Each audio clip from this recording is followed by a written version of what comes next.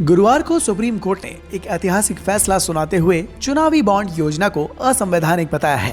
Court ने कहा, राजनीतिक दलों को मिलने वाली फंडिंग के बारे में जानकारी जनता को चुनावी विकल्प चुनने के लिए आवश्यक है। कोर्ट ने योजना को सूचना के आधार और धारा 19(1)(a) का उल्लंघन माना है। सुप्रीम कोर्ट का कहना है कि काले धन पर अंकुश लगाने के लिए सूचना के अधिकार का उल्लंघन उचित नहीं है। इसके साथ ही सुप्रीम कोर्ट का कहना है कि चुनावी बॉन्ड के माध्यम से कॉरपोरेट योगदानकर्ताओं के बारे में जानकारी का खुलासा किया जाना चाहिए, क्योंकि कंपनियों द्वारा दान पूरी तरह से बदले के उद्देश्य से दिया जाता है। इतना ही नहीं, कोर्ट ने बॉन्ड से मिले चंदे का ब्यौरा 6 मार्च तक कोर्ट में पेश करने को भी कहा। सुप्रीम कोर्ट ने इस महत्वपूर्ण मामले की सुनवाई पिछले साल यानी कि अक्टूबर 2023 में की थी और नवंबर 2023 में इस पर अपना फैसला सुरक्षित रख लिया था। कोर्ट ने 4 अलग अलग याचिकाओं पर सुनवाई की थी। सुप्रीम कोर्ट ने आदेश दिया कि बैंक तत्काल चुनावी बॉन्ड जारी करना बंद कर दे। सुप्रीम कोर्ट का आदेश है कि एसबीआई राजनीतिक दलों द्वारा किए जाने वाले चुनावी बॉन्ड का ब्यौरा पेश करेगा। सुप्रीम कोर्ट का कहना है कि एसबीआई भारत के चुनाव आयोग को विवरण प्रस्तुत करेगा और ईसीआई इन विवरणों को वेबसाइट पर प्रकाशित करेगा।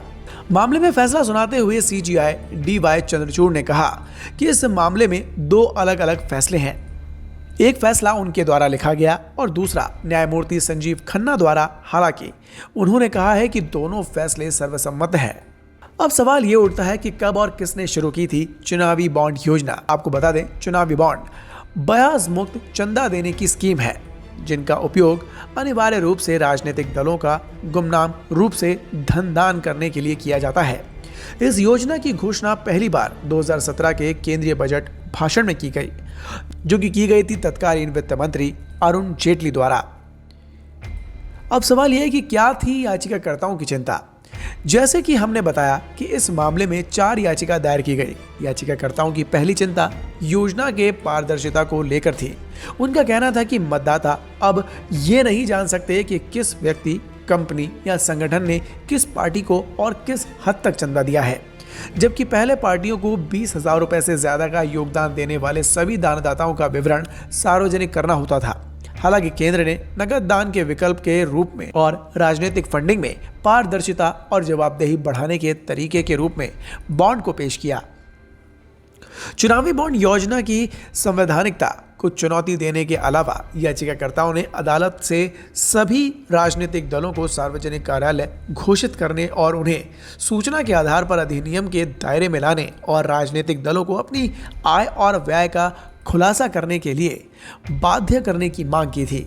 भारत के मुख्य न्यायाधीश डी.वाई. चंद्रचूड़ और न्यायमूर्ति संजीव खन्ना, न्यायमूर्ति बी.आर. गवई, न्यायमूर्ति जे.बी. पारदीवाला और न्यायमूर्ति मनोज मिश्रा की 5 न्यायाधीशों की पीठ ने पिछले साल 2 नवंबर को इस मामले में अपना फैसला सुरक्षित रख लिया था। सुप्रीम कोर्ट के इस फैसले पर आप भी अपनी राय कमेंट कर जरूर बताएं। Bureau report, the Bharat now.